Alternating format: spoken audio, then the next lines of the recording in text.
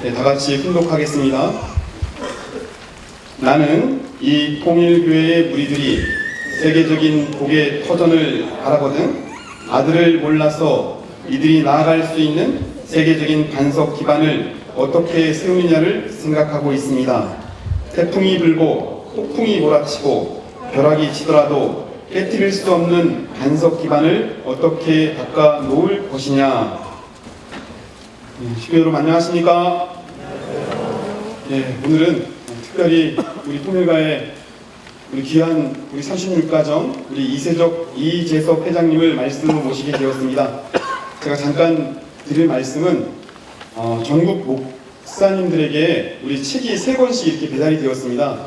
이재석 회장님께서 심혈을 기울여서 이 책을 보내주셨는데 책의 내용을 보면서 문득 깨달은 것은 얼마나 우리 통일교회를 사랑하시는지 우리 교회의 미래에 어떤 방향을 가지고 살아야 할까라고 하는 내용을 이 책을 통해서 알 수 있었습니다. 매일 이 책을 훈독하면서 자기 자신을 뒤돌아보는 그런 시간이 저는 되었습니다. 이 시간을 빌어서 우리 회장님께 다시 한번 진심으로 감사드리고 오늘 우리 교회에서 이렇게 말씀을 해주셔서 진심으로 영광이고 감사를 드립니다. 우리 모실 때 큰 박수로 환영해 주시기를 다시 한번 부탁드리겠습니다.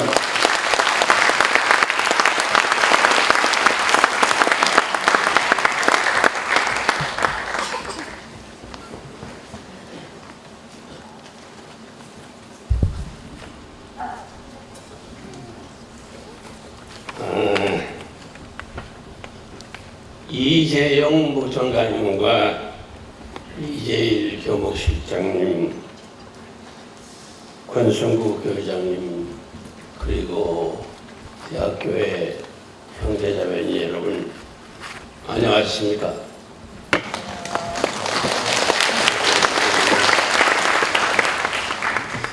이 부족한 사람을 불러주신 데 대해서 감사를 드리며 대학교회가 친정의 옹호 같은 포근한 마음을 느끼게 됩니다. 오늘 우리가 같이 함께 생각하고 고뇌할 문제는 참 부모님의 말씀입니다. 1964년 54년 전에 태풍이 불고 폭풍이 몰아치고 벼락이 치더라도 깨트릴 수 없는 반석 기반을 어떻게 세울 것이냐 라는 참부모님의 간절한 소망의 말씀을 하셨습니다. 그리고 2016년 1월 13일 기도 중에 교회를 반석 위에 세워라 하는 음성을 듣게 되었습니다. 그래서 오늘 여러분과 나누고 싶은 것은 교회를 반석 위에 세우라 하는 하나님의 뜻과 그 심정이 어떠한 것인가 하는 것을 말씀드리고자 합니다. 오늘 이 말씀은 제가 지난 8년 동안 살아온 역사, 가정교회 365일 매뉴얼에 이 간증을 썼습니다. 2010년 6월 7일 신학대학원에서 강의를 하고 있는데 강의 도중에 참 어머님이 전화를 하셨습니다. 천정교에 와서 나와 같이 점심을 먹을 수 있느냐는 질문이었습니다. 그래서 제가 지금 강의 중인데 점심시간에는 갈 수가 없습니다. 그럼 언제 올 수 있느냐? 서둘러야 3시에 갈 것 같습니다. 그럼 그때 오라. 그래서 갔어요. 그때 참모모님은 현주님이 교회를 떠나게 된 데 대해서 매우 심려가 크셨을 때인 것 같습니다. 저에게 선배 가정으로서 오늘의 이 현상에 대해서 뭔가 할 일이 없겠느냐? 이렇게 질문을 하셨습니다. 저는 한마디로 할 일이 아무것도 없습니다. 왜냐하면 저희들이 삼가정의 일을 어떻게 할 수 있겠습니까? 그러니까 어머님이 놀라운 주문을 하셨습니다. 현상적인 문제를 현상적으로 해결하는 게 아니고 본질을 연구해서 이 현상 문제를 해결하도록 접근해보라. 두고두고 생각해도 이건 놀라운 통찰력과 해완이 아니고는 이런 말씀이 나올 수 있을까? 이건 하나님의 계시구나. 그런 생각 가지고 알겠습니다. 열심히 하겠습니다. 그때부터 우리 교회의 본질을 연구하기 시작했습니다. 그래서 찬란한 새아침 1권이 나오고 찬란한 새아침 2권을 만들었습니다. 그 뒤에 경전평찬위원회가 만들어지고 경전을 편찬하는데 계속 모여서 함께 노력을 했습니다. 그런데 2012년 12월 29일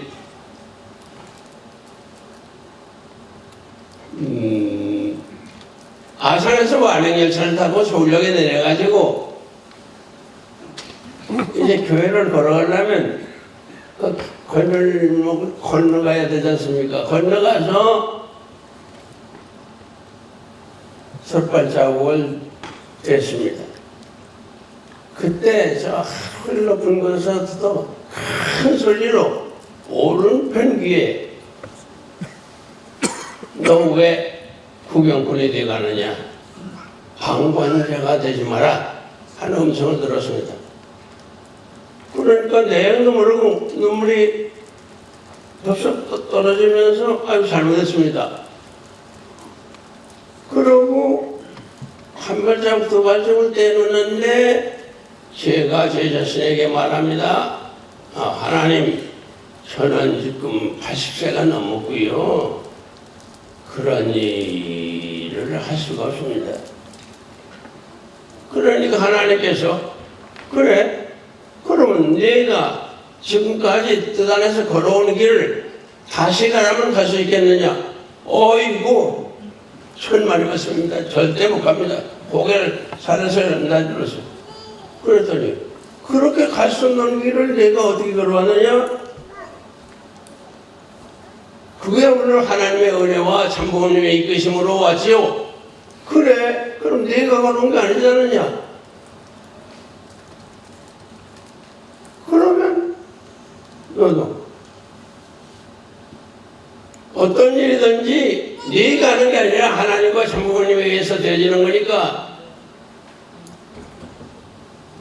그대로 해야 된다는 말씀이었습니다.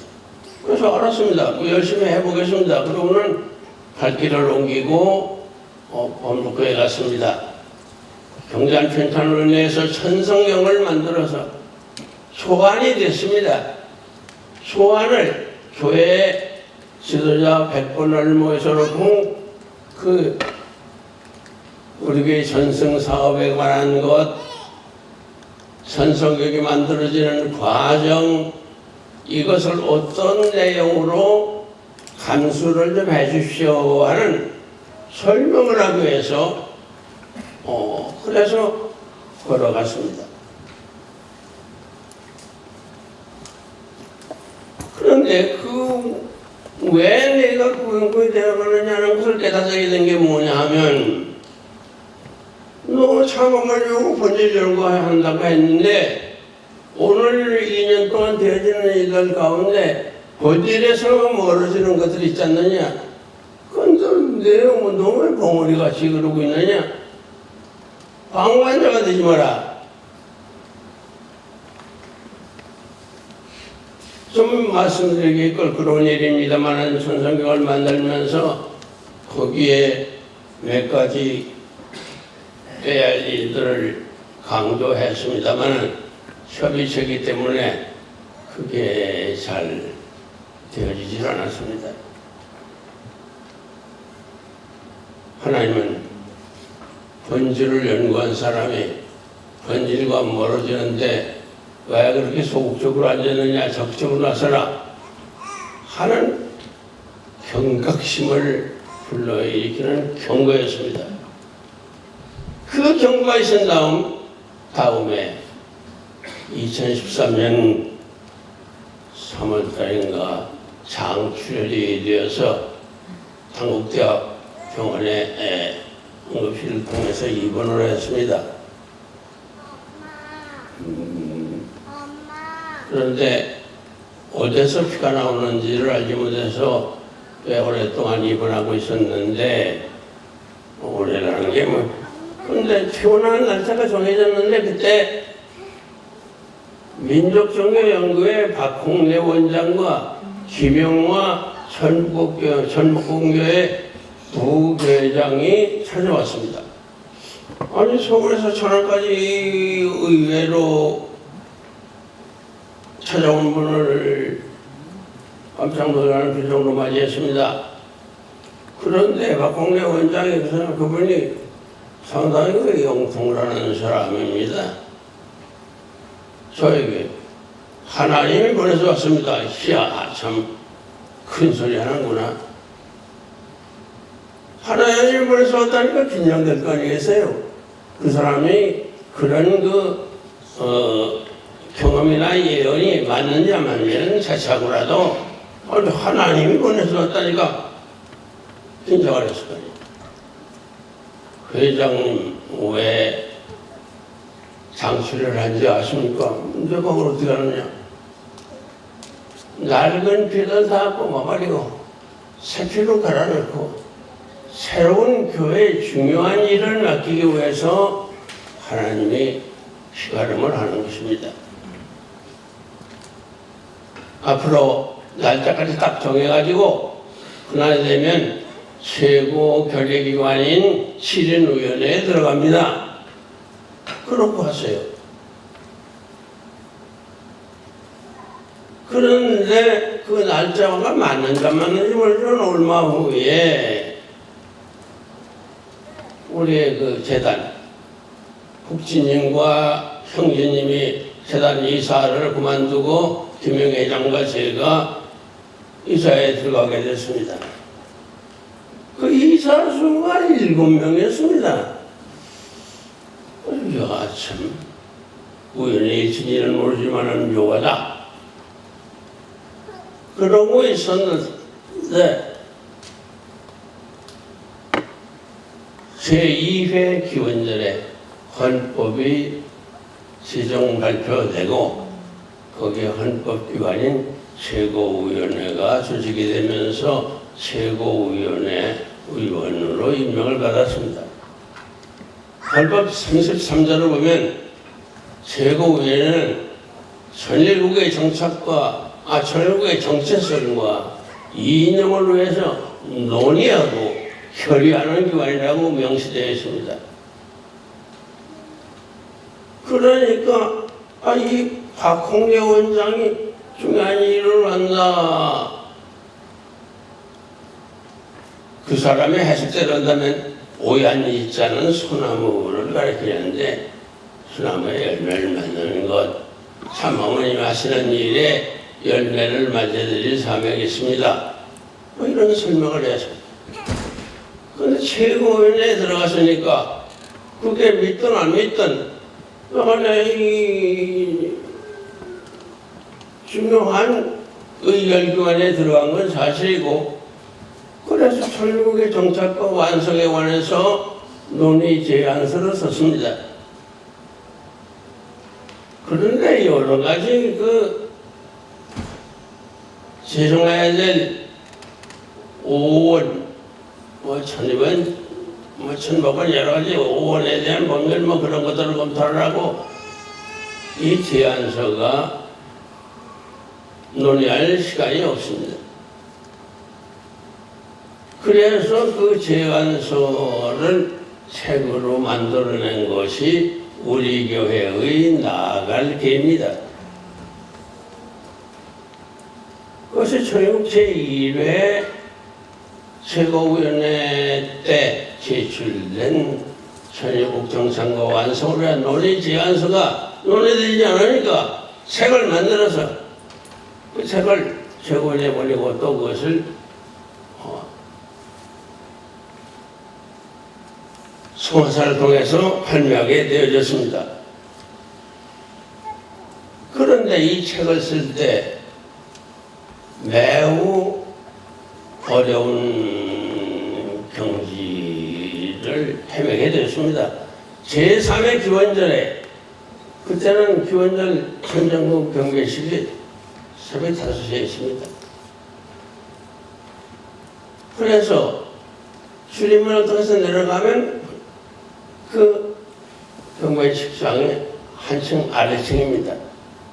계단을 걸어 내려가는데 거기에서 헛디뎌 가지고 넘어졌습니다. 그래서 무릎이 많은 충격을 받고 걷기가 어려운 상태가 되었습니다.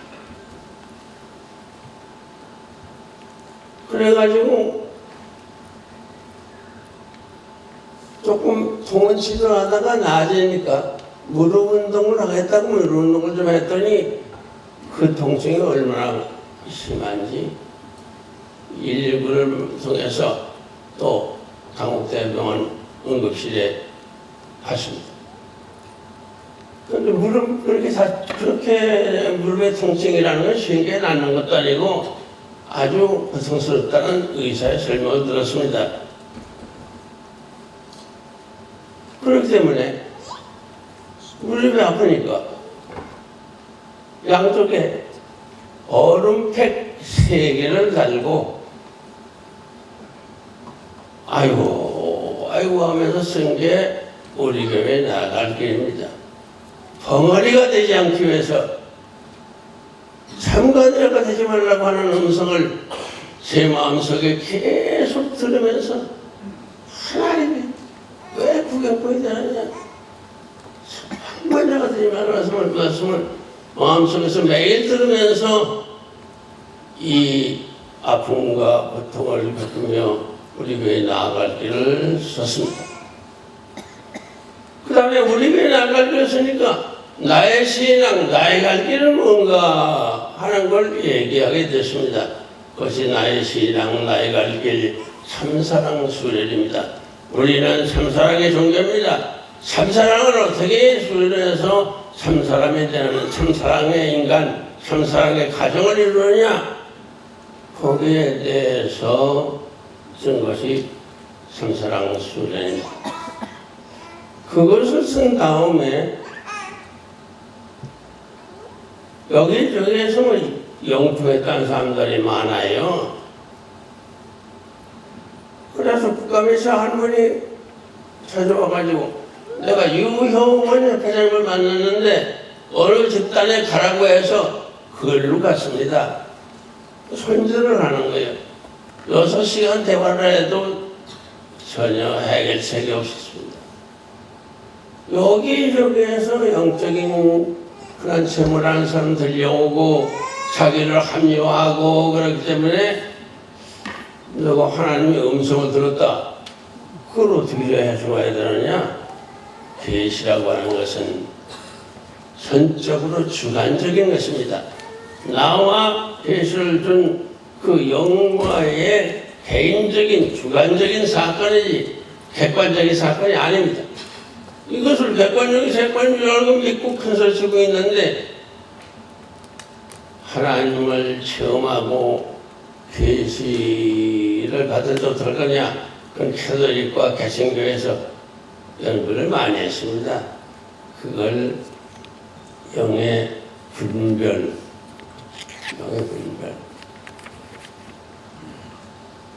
우리는 참 아버님이 최불신앙을 얼마나 강조했습니까? 최불신앙을 하려면 무슨 하나님을 만나야 될 거 아니에요. 만나면 여러 가지의 그러한 하나님과의 관계, 영적인 관계 이런 것들이 열리기 시작하게 됩니다. 그러니까 이 계시라고 하는 거, 영적인 어떤 체험을 했다. 그건 선적으로 주관적인 것입니다. 그것이 객관화되기 위해서는 결과를 봐야 됩니다. 결과. 그래서 선정역사냐 양역사냐 그걸 구별할 필요가 있다. 식별. 그래서 하나님 체험과 영성 지도라는 책을 썼습니다. 하나님한테 영계에서 누구랑 만났다, 아버지를 만났다, 누구를 만났다 뭐 하는 것은 자기와 그분과의 주관적인 관계라고 하는 것, 이것을 이런 혼란기에는 분명히 알 필요가 있어서 그 식별법 7가지를 거기에 소개를 했습니다. 그러니까 제가 하나님의 음성을 들었다. 전혀 주관적인 겁니다. 이거 식별하기 위해서는 그 쓴 것이 그게 정말 하나님의 말씀이면 하나님과 관계가 있을까? 그 결과를 보아 알 수 있는 것이라고 생각합니다.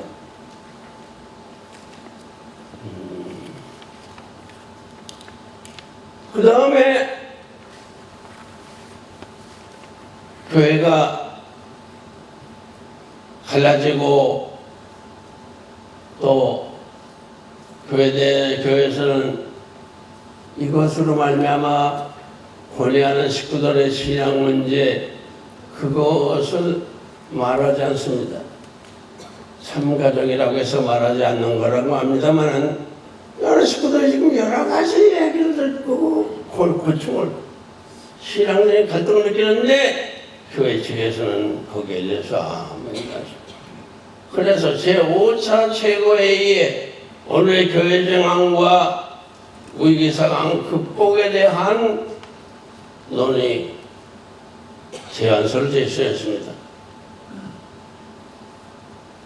그런데 그것이 논의도 안 되고 제5차 최고회의가 끝났습니다. 그 다음부터는 최고회의를 안고 간담회만 하고 그렇게 됐습니다. 그러니까 오늘의 교회는 이것 때문에 고뇌를 하게 됐습니다. 왜냐하면 내가 일찍이 학생 때 교회 들어와서 60년 가까이 헌신해 왔는데 이게 교회가 통일교회 통일이 없다. 이야 이거 허망한 생각이 듭니다. 무엇을 위해서 발이 땅에 닿는지 안 닿는지도 모르고 뛰어다녔을까? 허망한 생각. 그러니까 그런 마음을 가지고 교회를 환속에 세우라. 그러한 음성을 듣게 됩니다. 음성을 듣는다. 하나님 체험의 길은 세 가지. 하나는 직감, 하나는 양심, 하나는 기도입니다. 직감을 통해서 또는 양심을 통해서 마음을 통해서 또는 기도를 통해서 하나님을 체험하는 길이 있습니다. 그래서 교회를 반성부에 세우라고 아주 강한 음성을 들었는데 내가 교회를 반석에 세운다. 그거 참 간단한 일이 아니었습니다. 그래서 걱정을 하고 기도하면서 1916년 1월 31일에 교회를 반석에 세우라고 하는 그 음성을 들었는데 너 어떻게 그걸 대처할 수 있습니까? 나이 먹은 사람이에요. 무슨 식처럼 있는 것도 아니고. 그래서 응원을 하다가 10월 16일 됐습니다. 그러니까 제2차 장출혈로 또 당국자 응급실에 실려갔습니다. 그런데 그 원인을 밝히기 위해서 위내시경, 장내시경을 아무리 찾아봐도 거기 이미 음식물질이 차 있으니까 잘 자취를 못했어요. 그 4일 금식을 했습니다. 피를 다 쏟아버리니까요 얼굴이 하얘지고 헛소리하게 돼요. 여기가 어디지? 거기다가 4일 금식을 했습니다. 그런데 4일 되는 날 2016년 10월 20일 내 의지 아니게 전국 원로 목회자회 회장 양준수 회장에게 전화를 걸었습니다. 교회가 지금 어려운 입장인데 1세대 지도자인 전국 목회자회에서 교회를 만삭에 세우는 말씀 연구를 좀 하면 어떻겠느냐? 그러니까 좋습니다 하시죠. 그래서 10월 27일 10시에 했으면 좋겠다. 그러니까 이 전화 건 것도 내 의지가 아니고 아니 지금 퇴원 날짜도 정해지지 않는데 27일 10시에 모임을 갖자 해놨습니다. 경험을 해보면 내 의지가 아닌 내 어떤 행동이 나왔다. 그것은 그 원인이 저의 경우는 하나님이라 하는 것을 체험하게 되었습니다. 원인 없는 것, 내가 하고 싶어 하는 것, 내가 해야겠다고 하는 거 아닌 것은 이것은 원인 없는 결과가 나타났을 경우에는 하나님의 역사라 하고 이해를 하게 되었습니다. 그래서 10월 23일에 퇴원을 해서 집에 와가지고 저는 일찍이 원고 없이는 얘기를 못하는 사람이니까 원고를 썼습니다.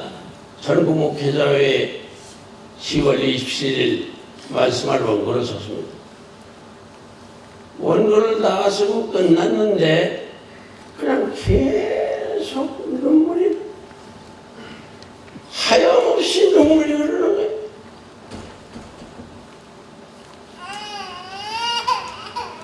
소리 없이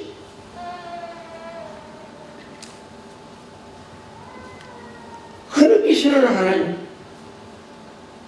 그게 1시간을 넘었습니다. 하나님의 언어를 우리 교회 현상을 바라보시면서 얼마나 슬픔을 겪으시고 고통을 겪으시는지 그냥 말도 할 수 없이 하염없는 눈물을 흘리고 계십니다.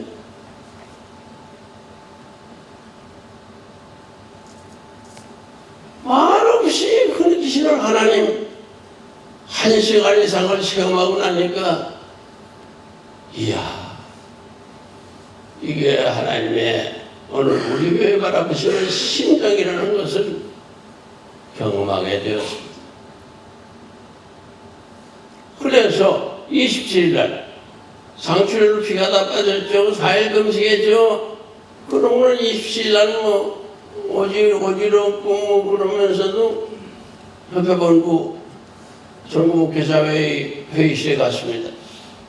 23명이 모였습니다. 1시간 가까이 얘기를 하고 점심 먹고 끝났는데 집에 돌아와서 참석자 몇 분에게 전화를 했습니다. 소감이 어떠냐? 그런데 뒷얘기가 뭔가 하면 이거 어머니께 말씀드려서 허락받고 해야 될 거 아니냐, 또 인터넷에 올려서 보고 싶은 사람 보도록 해야 될 거 아니냐. 그러고 보니까 이게 어머님 눈치를 보고 있는 거예요. 아니 말씀 연구를 하는데 어머님이 허락을 받는다. 참 대단히 어려운 분위기다. 그렇다면 이런 말씀 연구회를 더 계속할 필요가 있겠느냐. 그래서 그러면 그만두자. 그러고 책을 써서 다음에 원로 목회자회의에 피임을 할 테니까 그 회의실에 놓고 필요로 하는 사람이 흩어질 있도록 하자고 양 회장에게 연락을 했습니다. 그래서 나온 것이 교회를 반석 위에 세워라 하는 책입니다. 그 책이 나온 다음에 문성숙 430가정 자매가 그 책을 읽고 감동을 받았는지 400권을 사서 전국 목회자 300명, 그 다음에 원로 목회자의 100권을 기증을 했습니다.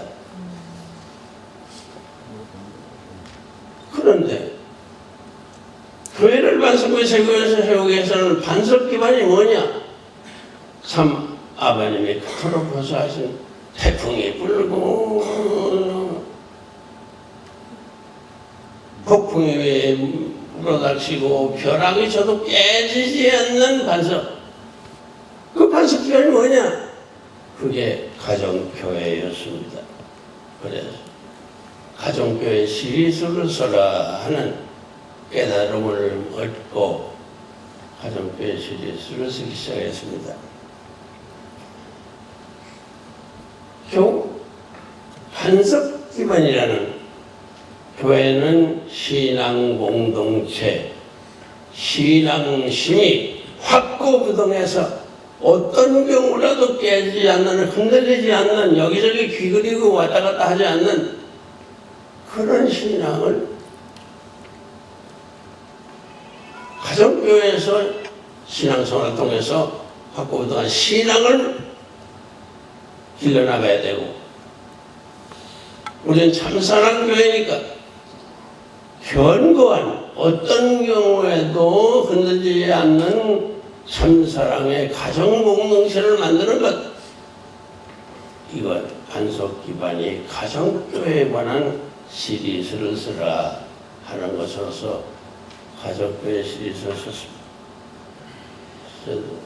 저도 제가 이해가 안 됩니다. 작년에 1년 동안에 3권의 책을 썼습니다. 그 박홍래 원장 얘기가 생각 안 나섭시오. 그런데 최고위원회가 금년 2월에 이제 끝나거든요. 그러니까 아니 가서 중요한 일을 하라고 하는 얘기가 기억이 나요. 그게 뭐 묻든 하시든 하든 간에 그게 기억이 나는데, 이거 최고위원 임기 마치기 전에 가정교회 시리즈 상권까지를 마쳐야 되겠다. 무리를 해서 썼습니다. 무리를 하니까요. 안지나 소나 그것만 생각하니까 살라고 누워있어도 의식이 잠이 안 들고 멍해서 불면증이 걸렸습니다. 불면증이 걸리니까 기침하고 가래가 나오더니 제2차 폐렴으로 입원을 하게 됐습니다. 금년 1월 1일입니다. 폐렴. 이 후유증, 나이가 많아서 1년 동안 회복기간을 잡는 한의사가 있었습니다. 매우 지금 건강상 어려운 상태입니다만, 이것은 나오면 하나님이 뭐라고 하시느냐? 너 이제는 쓰지 말고 말로 하라. 네가 체험한 하나님의 뜻과 심정을, 그것을 책으로 쓰게 했는데 그것을 말로 해라. 가정교회 시설을 마친 다음에 하나님께 질문했습니다. 하나님, 왜 일을 시키시면서 이렇게 병원에 입원을 5번 하고 또 요로 출혈로 피를 쏟게 되는 그런 아주 어려운 경험들을 했습니다. 부정맥이 있어서 이거 피가 자꾸 굳어지는 것입니다. 그래서 피를 물게 하는 약을 먹으니까 피가 한번 나오면 현대의학으로는 못 나오게 못합니다. 만 5일 동안 그 약을 먹고 지나면 멈추게 됩니다. 새빨간 피가 오줌 누를 때마다 선제피로 그득 나오는데 이래가지고 이게 살겠나 그런 생각이 들더라고요. 하나님께 왜 일을 시키시면서 이렇게 고통을 주십니까? 하고 질문했더니 이번에는 표현이 자네가 내 심정을 모르니까, 내 슬픔과 고통과 눈물을 모르니까 그것을 체험하더라고요. 그것을 책에 쓰게 한 거다. 제 책을 읽으시면 그런 하나님과의 관계, 특히 이번 가정교회 시리즈 제3권 거기에 본질 연구와 하나님의 역사라는 제목으로 한 20페이지 썼습니다. 자네가 내 심정을 모르니까 내 슬픔과 아픔, 눈물을 경험하도록 해서 그것을 책으로 쓰기를 바라고 했어요. 하루 전에 경험은 9시간 하고서 이제 살라고 넣었습니다. 80이 넘었으니까 말이죠. 좀 일시잡되겠거니 하고 누워있는데 몸이 아파서 견딜 수가 없어요. 누워있을 수가 없어요. 일어나서 하나님 왜 이러십니까? 물었습니다.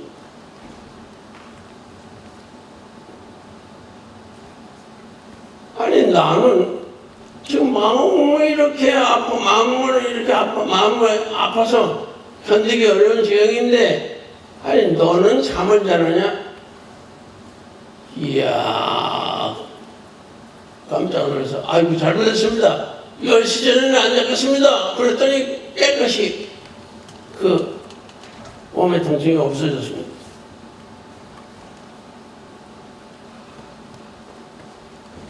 그런데 여러분이 아시다시피 지금 책을 읽는 시대가 아닙니다. 책을 돈 주고 사는 일 별로 없어요. 그러니까 이걸 이렇게 써놨는데 책을 읽는 사람이 없으니 어떻게 될 건가 하는 걱정이 들어서 효종 글로벌 재단 김석경 이사장한테 전화를 했습니다. 이런 개혁으로 교회 반석 기반을 만들기 위해서 가정교회 시리즈를 썼는데 이거 사는 사람도 없고 뭐 읽는 사람도 없을 것 같다. 그랬더니 이 김 이사장 하는 얘기가 그래요. 제가 성화출판사 사장을 만나서 특별 예산을 세워서 출판비를 내고 목회자 한 분 한 분 개별적으로 그 책을 특별히 보내겠습니다. 이야, 참 이거 써서 뭐하나 하는 생각을 가지고 있는데 이럴 수가 있습니까? 이야, 참 이 사람 참 놀라운 사람이다. 하나님의 역사구나. 그래서 출판비를 내서 성화사 출판비 받아서 감사합니다. 내 책은 전부 성화사에서 그냥 제작해 왔습니다. 그렇기 때문에 그것은 김석경 이사장의 성화사 사장이었을 때 그때부터 제 책은 출판사에서 자비록을 출판해 왔습니다. 그러니까 출판사에서 감사전하고 왔습니다. 이거 회장님 책 내도 이거 출판비 안 나오는데 이번엔 출판비를 받았습니다. 감사합니다. 그러고는 제3권을 즉시 특별히 보냈습니다. 그러니까 목회자들이 여기저기에서 책을 보내서 고맙다고 연락을 하거나 문자 메시지를 보냈습니다. 그러면서 이거 상권만 보낸 게 아니라 아니 1, 2권이 있어야 1권은 신앙편, 가정교회의 신앙생활, 2권은 수련편, 가정교회의 영성수련 스케줄, 3편은 생활편, 실천편, 365일 가정교회 매뉴얼. 상권 1, 2권 없이 잘 모르겠다. 1, 2권을 보내달라는 말이 쇄도하니까 1, 2권도 즉시 보내서 전국 목회자들에게 가정교회 시에서가 전부 개별적으로 배달됐습니다. 이제 우리는 가정교회 시대를 맞이해서 가정교회 시리즈를 썼으니까 그 내용을 말로 알려야 될 거 아니겠습니까? 그래서 이제 교육을 시작한 것입니다. 제일 처음에 시작한 것이 물론 금년 얘기입니다. 선안교회 원로 목회자 회의가 있습니다. 거기에 가서 교회를 반석위에 세웁시다 하는 얘기를 했고 그 다음 주에 매주 거기 훈독회 시간인데 그 다음 주에는 훈독회 기원절 이후에 훈독회를 어떻게 할 것인가 하나님의 시대 경륜이 달라진 얘기를 하고 훈독회 방법이 완전히 바뀌어야 된다는 것을 강조하게 되었습니다. 그러고는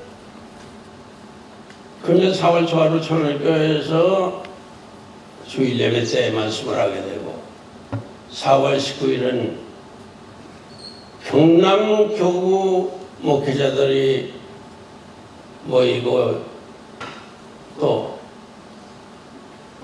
요직에 있는 신자들 130명이 모여서 교회를 반성구에 세우라 하는 말씀을 증언하게 됐습니다.